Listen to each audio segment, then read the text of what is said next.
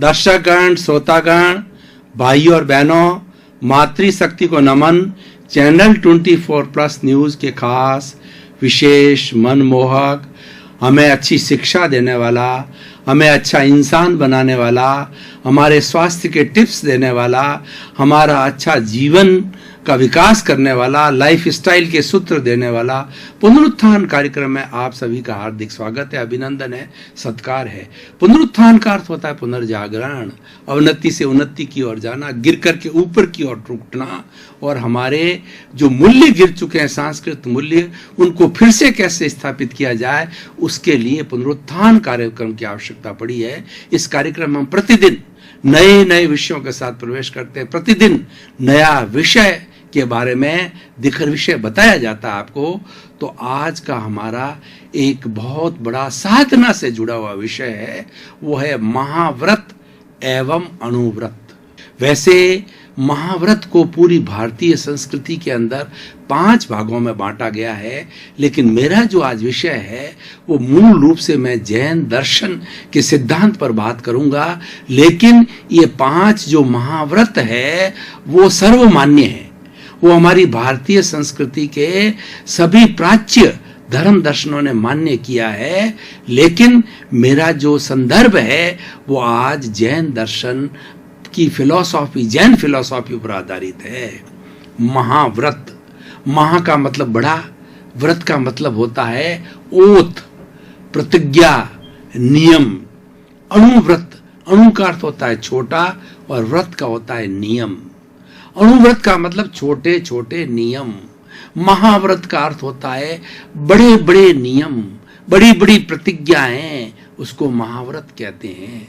कुल महाव्रत 5 बताए गए हैं: अहिंसा, सत्य, अचौर्य, ब्रह्मचर्य और अपरिग्रह। इन 5 महाव्रतों को भारतीय धर्म दर्शनों ने सभी ने स्वीकार किया है। हो सकता है अपनी अपनी साधना पद्धति अलग हो, लेकिन सबने इसको जो है वो सबको स्वीकार किया है, इसमें सहमति जारी की है। तो मैं धीरे धीरे करके एक एक का जो है प्रतिपादन करूंगा। महाव्रत वह लेता है जिसको जीवन भर साधुचर्या का पालन करना होता है। जैन धर्म के अंदर अभी 24 तीर्थंकर हुए हैं। प्रथम तीर्थंकर भगवान ऋषभ थे और अंतिम तीर्थंकर भगवान महावीर थे। हर 24 के अंदर 24 तीर्थंकर होते हैं। 2 तरह के काल चक्र को 2 भागों में बांटा गया है। एक है अवसर्पिणी काल, यानी अवनति होना, तो वह 10 आरे का होता है। उसके अंदर उसको 10 करोड़ सागर का होता है, उसमें 6 आरे होते हैं, अवनति होती है। और दूसरा होता है कि उत्सर्पिणी काल, जिसके अंदर विकास होता है। मूल जो ये काल की व्यवस्था की गई है वो एक सर्पिणी के उदाहरण से हम समझ सकते हैं कि सर्पिणी का जो मुंह, नागिन का जो मुंह होता है वो चौड़ा होता है और पूंछ बहुत पतली होती है। तो अवसर्पिणी का मतलब है मुंह से स्टार्ट होकर के और पूंछ तक आना। ये 6 आरे और ये 10 करोड़ सागर के हैं। और उत्सर्पिणी के अंदर मतलब उत्सर्जन होना, विकास होना, तो वो जो है वह पूंछ से चल करके मुंह की ओर आना, वो भी 10 करोड़ सागर समय का होता है। और उसके अंदर भी जो है वो 6 आरे होते हैं। इस तरीके से ये पूर्ण हो गया। उत्सर्पिणी और अवसर्पिणी मिलकर के एक काल चक्र कहलाता है। मैं उस गहराई में नहीं जाना चाहता, मैं तो बात करना चाहता हूं कि जो साधु जीवन स्वीकार करता है वह 5 महाव्रतों का पालन करता है। उसको 5 महाव्रतों की ओथ दिलाई जाती है अपने गुरु के द्वारा, और जीवन पर्यंत उसका जो है पूर्ण जागरूकता के साथ पालन करता है। और उसके अंदर कोई स्खलना हो जाती है, कोई भी उसके अंदर कमी रह जाती है, तो 2 टाइम साधु को प्रतिक्रमण करना होता है। प्रतिक्रमण का मतलब होता है to repent the whatever the faults he has played. अपना जो उन्होंने कोई भी दोष किया है, उस दोष की शुद्धि के लिए, उस दोष के निवारण के लिए प्रायश्चित किया जाता है। इसीलिए प्रतिक्रमण को प्रायश्चित कहा जाता है। प्रतिक्रमण की व्यवस्था है वहां पर। तो सबसे पहले अहिंसा। अहिंसा का सामान्य अर्थ होता है हिंसा नहीं करना। लेकिन ये तो बहुत स्थूल रूप है। जैन धर्म की अहिंसा अति सूक्ष्म है। जैन धर्म की अहिंसा क्या कहती है कि किसी भी प्राणी की हिंसा करनी नहीं, करवानी नहीं, और कोई हिंसा कर रहा है उसकी अनुमोदना नहीं करनी, मन से हिंसा नहीं करनी, वचन से हिंसा नहीं करनी, और शरीर से हिंसा नहीं करनी, और स्वयं के बारे में भी बुरा नहीं सोचना। यानी इसकी बहुत ही ज्यादा गहन, बहुत ही सूक्ष्म व्याख्या अहिंसा की है। तो इस अहिंसा का पूर्ण रूपेण पालन करने वाला महाव्रती होता है और वह अहिंसा महाव्रत कहलाता है। जैन धर्म के अंदर साधु की चर्या, साधु का जीवन जीवंत पर्यंत होता है। वह जब से दीक्षा लेता है, इसमें कोई भी जो है वो आयु की सीमा नहीं है। 9 वर्ष के बाद से जो है वो कभी भी दीक्षा ग्रहण कर सकता है, और उसको धार्मिक स्वतंत्रता है। वह अपने गुरु के पास जाकर के और वह इन 5 महाव्रतों को धारण करता है, और उसके बाद के अंदर 5 महाव्रत होते हैं, और उसके बाद के अंदर 5 समिति होती है, 5 गुप्ती होती है, 13 नियम वो उनके सहयोगी है। लेकिन मुख्य जो है ये 5 महाव्रत है, उसकी आज हम व्याख्या करेंगे। तो इस तरीके से अहिंसा जब साधु जीवन ग्रहण कर लेता है तो वह जयंग चरे, जयंग चिट्ठे, जयंग मासे, जयंग सहे, भुजन तो भाषण तो पाव कमंग न बंधई। साधु जीवन स्वीकार करने के बाद में चलने में, फिरने में, देखने में, उठने में, खाने में, पीने में पूर्ण जागरूकता रखना, पूर्ण जयना रखना, पूर्ण सावधानी रखना कि किसी प्रकार की षट जीव निकाय, 6 जो जीवों का निकाय समूह है उसकी हिंसा नहीं हो। पृथ्वी काय, अपकाय, तेजस काय, वायु काय, वनस्पति काय, त्रश काय, ये अपना एक अलग विषय है, मैं उसमें जाना नहीं चाहता हूं। षट जीव निकाय के जीवों की किंचित मात्र भी हिंसा न हो, उसके लिए अहिंसा की जो है वो साधना करता है और एक रजो हरण रखता है। इसके अंदर हमारे श्वेतांबर दिगंबर 2 परंपराएं हैं। जो श्वेतांबरी साधु होते हैं वो ओगा रखता है, जिसके नीचे जो है वो रुई, जो उसके नीचे जो है वो ऊन के जो है छोटे छोटे धागे होते हैं, उससे कोई भी छोटा मोटा जीव है उसको पहुंच लिया जाता है। और कुछ जो दिगंबर साधु होते हैं वो मोर पंखी रखते हैं। ये धर्म ध्वज कहलाता है कि ये अहिंसा का प्रतीक है। छोटा से छोटा, बारीक से बारीक वायरस भी हो, कीड़ा भी हो, मकेड़ा भी हो, उसको भी कष्ट नहीं पहुंचे, उसको पहुंचा जाता है। और हमारे जो श्वेतांबर परंपरा के साधु है वो इसको वायु काय मानते हैं। उसमें भी जीव होते हैं, थेसेक्स नाम के वायरस होते हैं, इसलिए मुंह की पट्टी वो बांधते हैं। तो वो अलग विषय है षट जीव निकाय का, वो मैं इतना समय नहीं है उसकी गहराई में नहीं जाता हूं। वो अहिंसा महाव्रत, सत्य महाव्रत। सत्य का मतलब होता है कि सच बोलना, झूठ नहीं बोलना। वही हर एक के अंदर ये 9 कोटिक त्याग होते हैं ना, 9 कोटिक इनके होते हैं कि 5 महाव्रतों के अंदर हिंसा करनी नहीं, करवानी नहीं, अनुमोदनी नहीं, मन से नहीं, वचन से नहीं, काया से नहीं। 3 इंटू 3 को हम गुणा करते हैं। 3 करण, 3 योग। योग होते हैं मन वचन काया, 3 करण होते हैं करना, करवाना, अनुमोदना। 3 करण इंटू 3 योग इक्वल टू 9 कोटिक त्यागी होते हैं। और वो पूर्ण अहिंसक होते हैं, वो समाज के लिए एक आदर्श होते हैं, वो कंचन कामिनी के त्यागी होते हैं। साधु जैन फिलॉसफी वह होता है जिसके 3 बातें होती है। नंबर 1 ये होता है उसके कोई घर नहीं होता, उसके रसोई नहीं होती, उसके कोई संबंध नहीं होता है। साधु लेने के बाद के अंदर वो किसी का पिता है, किसी का बेटा है, या किसी की पुत्री है, या किसी की माँ है, तो वो संबंध भी नहीं रहता है, मात्र औपचारिकता के लिए कहा जाता है। संसार पक्षीय पिता, संसार पक्षीय माता, संसार पक्षीय भाई, मात्र इतना एक औपचारिकता रहती है।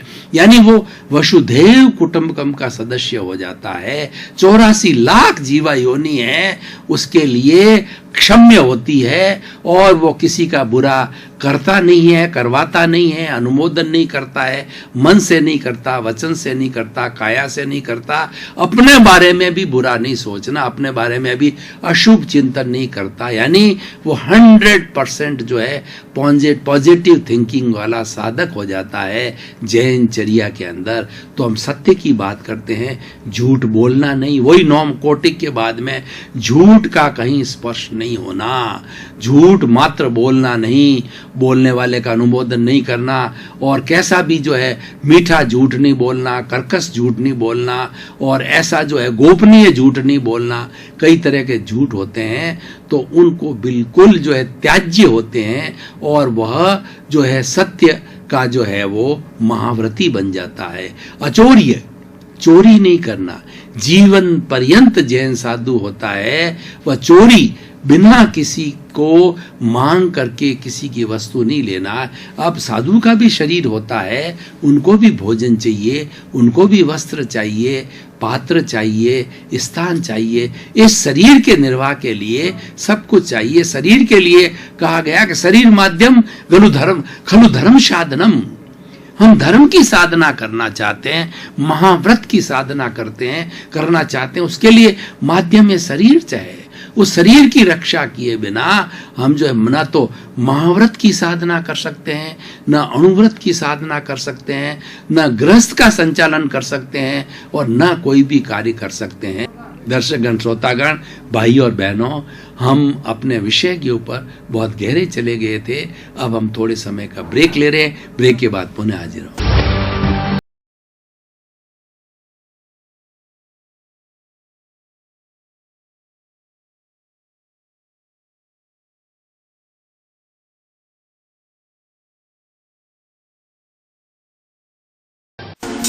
श्रोतागण, भाई और बहनों, थोड़े समय का ब्रेक लिया और ब्रेक के बाद हम तरोताजा महसूस कर रहे हैं और हमारा निर्धारित विषय है उस पर पुनः सत्संग प्रारंभ कर रहे हैं। इसीलिए शरीर एक माध्यम होता है, और शरीर के लिए और भी कहा गया है कि शरीर व्याधि मंदिरम, शरीर व्याधि का मंदिर है। इस शरीर के अंदर असंख्य तरह की व्याधियां होती है, बीमारियां होती है। खैर, उसके उपचार करने का साधन है। हम विषय से परे नहीं जाना चाहते हैं। तो अचौर्य मतलब चोरी नहीं करना। साधु को किसी भी चीज की आवश्यकता होती है तो वह मांग करके लेता है। इसीलिए साधु भिक्षा करने वाले होते हैं, और वो जो अपने भोजन के लिए घर घर जाते हैं उसको गोचरी बोला जाता है। गोचरी का मतलब गाय कैसे चरती है। गाय किसी भी पौधे को जड़ से नहीं उखाड़ती है, वह उसके ऊपर के पत्ते पत्ते को एक जगह से खाया, दूसरी जगह से खाया, और वो चरती रहती, उसको गोचरी कहते हैं। तो इसीलिए, और मधुकरी भी बोला जाता है। मधुकर क्या होता है कि एक फूल का पुष्प का जो है उसका उसने स्वाद लिया, दूसरे पुष्प पे गया, तीसरे पुष्प पे गया, और उसका रस का वो चूसता है, वो मधुकरी व्रती कहलाती है। तो साधु की भोजन की दिनचर्या होती है मधुकरी या गोचरी कहलाती है, कि वो घर घर जाकर के, और जो श्रावक है उन श्रावकों से वो अपने जरूरत की चीजें ग्रहण करते हैं। कपड़ा लेते हैं, भोजन लेते हैं, पानी लेते हैं, पात्र लेते हैं, और जिस स्थान पे रुकना होता है उस स्थान की आज्ञा लेते हैं, दवाई लेते हैं। शरीर के लिए सब कुछ चाहिए, लेकिन वो वापस जितनी आवश्यकता उतनी लेते हैं, या अगर बच जाती है भोजन तो वापस नहीं लौटाना होता है। दवाई है, कैंची है, ऐसी कोई चीजें जो डेली यूज की होती है वो वापस लौटा दी जाती है। स्थान होता है, रात्रि विश्राम किया, दूसरी जगह चले जाते हैं। साधु जो होते हैं वह बहते पानी की तरह होते हैं। पानी के लिए कहा जाता है कि बहता पानी निर्मला, यानी झरने का पानी, नदी का पानी बहता रहता है तो निर्मल रहता है, और तालाब का पानी इकट्ठा हो जाता है तो गंदा हो जाता है। गंदा का यह अर्थ होता है कि साधु अगर मान लो घूमता रहे तो राग द्वेष नहीं होता है, क्योंकि एक जगह रहेगा तो कई लोगों से मित्रता होगी, द्वेष भी हो जाएगा। इसलिए साधु क्या है कि 4 महीने एक जगह रहते हैं, जिसको हम चातुर्मास बोलते हैं। वह होता है कि वो अपने आषाढ़ की पूर्णिमा से लगा करके कार्तिक पूर्णिमा, वो इसीलिए रहा जाता है। ये समय ऐसा होता है, वर्षा का समय होता है, और वर्षा के समय के अंदर बहुत से छोटे बड़े जीव जंतु जो है वो उत्पन्न होते हैं। जो समूर्छम जीव होते हैं वो वर्षा के समय में चतुरेंद्रिय होते हैं। वर्षा के समय में बहुत ज़्यादा जो है लट है, गिंडोला है, पतंगा है, और सी बहुत सी जातियां होते हैं। तो उसके अंदर उनके होने का, अगर साधु चर्या करे, अगर पैदल पद यात्री होते हैं साधु, हमेशा कभी भी वाहन का उपयोग नहीं करते हैं, क्यों? वाहन करने से उनको हिंसा होती है। जैन साधु को वाहन अलाउड नहीं है, महाव्रती वाहन का उपयोग नहीं कर सकता, एक्सेप्शन को छोड़ करके उसका प्रायश्चित लेता है। अगर वो बीमार हो जाता है, चलने की अवस्था में नहीं होता है, बेहोश हो जाए, हॉस्पिटल ले जाना होता है, उसका मेडिकल ट्रीटमेंट कराना होता है, तो उसको वाहन के द्वारा ले जाया जाता है। उसका भी वो अपने गुरु से प्रायश्चित लेकर के शुद्धिकरण होता है, क्योंकि शरीर के लिए करना पड़ता है। शरीर के बिना कैसे साधना करेगा, शरीर के बिना महावतों का कैसे पालन करेगा, रक्षण करेगा। तो हम बात कर रहे थे अचौर्य की, कि चोरी नहीं करना जीवन पर्यंत, बिना मांगे कोई भी चीज नहीं लेना। अहिंसा, सत्य, अचौर्य, ब्रह्मचर्य। ब्रह्मचर्य गृहस्थ लोग क्या होते हैं कि एक स्त्री से शादी करते हैं, उसको शादी बोला जाता है, उससे परिवार बनता है, उसे गृहस्थ धर्म कहा जाता है। लेकिन साधु शादी नहीं करता है, वह कामिनी और कंचन मतलब धन और स्त्री का त्यागी होता है, इसीलिए वो ब्रह्मचारी होता है। साधु के लिए 84 लाख जीवा योनि की जितनी महिलाएं हैं, वो उनकी अगर छोटी है तो बेटी है, समान है तो वो बहन है, बड़ी है तो माता है, और बड़ी है तो वह उसकी दादी है, नानी है, उसकी कोई पत्नी नहीं होती है। वह कंचन कामिनी से त्यागी होते हैं, इसीलिए वो ब्रह्मचर्य का पालन करते हैं। ब्रह्मचर्य का भाई और बहनों, दर्शकगण, श्रोतागण, एक अर्थ और है ब्रह्म प्लस चर्य। ब्रह्म में चर्या करना मतलब क्या होता है? अपनी आत्मा में स्थिर होना। हमारी आत्मा को कौन भटकाते हैं? 5 इंद्रियां भटकाती है। वो स्पर्शन, रसन, घ्राण, चक्षु, श्रोत्राणि इंद्रियाणि, ये 5 इंद्रियां बाहर के विषयों के अंदर लुभा लेती है इंसान को, और वो भटकाती है। तो इन 5 इंद्रियों को भीतर की ओर खींचना, उसको जो है प्रत्याहार कहा जाता है, और उनको खींच करना भी ब्रह्मचर्य है। यानी इंद्रियों का संयम करना भी ब्रह्मचर्य है। और दूसरा, उस किसी के प्रति, किसी रूप के प्रति आकृष्ट नहीं होना, ये भी ब्रह्मचर्य है। तो वो ब्रह्मचर्य का पूर्ण रूप से पालन करते हैं। शील की 9 बाड़ का पालन करते हैं कि स्त्रियों से ज्यादा वार्तालाप नहीं करते, स्त्रियों के ज्यादा फोटो नहीं देखते, जहाँ स्त्री बैठी है उस स्थान पर नहीं बैठे, और स्त्रियों से ज्यादा लंबी लंबी चर्चा नहीं करते, रात्रि के अंदर स्त्रियों से वार्तालाप नहीं करते। शील की 9 बाड़ के अंदर सारे नियम दिए गए हैं कि एक लिंग वाला दूसरे लिंग से वो दूर रहे, ताकि ब्रह्मचर्य की अच्छी साधना हो सके, वह भटक नहीं सके। क्योंकि ये जो 2 लिंग होते हैं वो मक्खन और आग की तरह होते हैं। अगर आग नीचे है और ऊपर मक्खन है तो पिघल जाता है। इसीलिए ये ऑपोजिट जो जेंडर के लोग, स्त्री पुरुष, नर मादा मिलते हैं, तो वो भटक जाते हैं, वो ग्रस्त के अंदर डूब जाते हैं। इसीलिए दूर रहना ये साधु जीवन के लिए आवश्यक होता, आवश्यक नहीं, अनिवार्य होता है। तो मैं बात कर रहा था कि अहिंसा, सत्य, अचौर्य, ब्रह्मचर्य और अपरिग्रह बहुत बड़ा सिद्धांत है। मैंने बताया कि साधु कंचन कामिनी के त्यागी होते हैं। साधु के घर रसोई संबंध नहीं होते हैं। कोई तरह का पैसा, टका, धन, दौलत, बैंक बैलेंस, अकाउंट, प्रॉपर्टी साधु के नाम की नहीं होती है। वो गृहस्थ रूप में होता है तो सारा उसको त्यागना होता है। वो अपने परिवार को देना होता है, संबंधियों को देना होता है, या दान पुण्य करना होता है। उसके नाम की एक कौड़ी भी नहीं होती है। साधु के लिए कहा गया है, अगर साधु के पास में कौड़ी है तो वो कौड़ी का नहीं है, और गृहस्थ के पास कौड़ी नहीं है तो वह भी कौड़ी का नहीं। कहने का अर्थ यह है कि गृहस्थी बिना धन दौलत के अपना जीवन यापन नहीं कर सकता, और अगर साधु धन दौलत रखता है, कंचन कामिनी रखता है, पैसा रखता है, प्रॉपर्टी है, तो साधु नहीं है, वह भोगी है, वह ढोंगी है। हमारी भारतीय परंपरा में और खास जैन धर्म की परंपरा के अंदर ये 5 महाव्रत अनिवार्य है, उसके कोई तरह का परिग्रह नहीं होता है। एक जैन धर्म के अंदर गहराई में जावें तो परिग्रह जो है वो कषाय को परिग्रह माना है। क्रोध, अहंकार, माया, लोभ, ये भी परिग्रह, इसको भी छोड़ना होता है, क्योंकि जैन धर्म का जो है वो जो मुख्य उद्देश्य क्या है, राग द्वेष वीतराग। जैन धर्म वीतराग धर्म है। वीतराग का अर्थ होता है कि राग को संपूर्ण रूप से छोड़ना, लेकिन पहले द्वेष छूटता है। द्वेष का मतलब होता है माया, द्वेष का मतलब होता है क्रोध, मान, पहले ये छूटता है और फिर राग, माया और लोभ, ये मीठी छुरी है और ये बाद में छूटती है। इसका भी पूर्ण रूप से छुटकारा करने से जो है वो वीतराग होता है। जो ही भी ये सारी 5 महाव्रत की साधना करते करते साधु व जीव जो है वीतरागी बनता है, तो वीतरागी बनते ही वो केवल ज्ञानी हो जाता है, वह ईश्वर होता। जो केवल ज्ञानी होता है जैन धर्म में उसको ईश्वर कहा जाता है। उसको वर्तमान, भूत, भविष्य और जड़ चेतन किसी की कोई पर्याय जो है वो उससे छुपी नहीं रहती है। वो एब्सोल्यूट ट्रुथ का ज्ञाता हो जाता है और वो आप्त पुरुष कहलाता है। दर्शकगण, श्रोतागण, भाई और बहनों, आपका बहुत बहुत धन्यवाद, कृतज्ञता, साधुवाद। आज पुनरुत्थान कार्यक्रम की आप आत्मा हो, पुनरुत्थान कार्यक्रम को प्रसिद्ध कर रहे हो।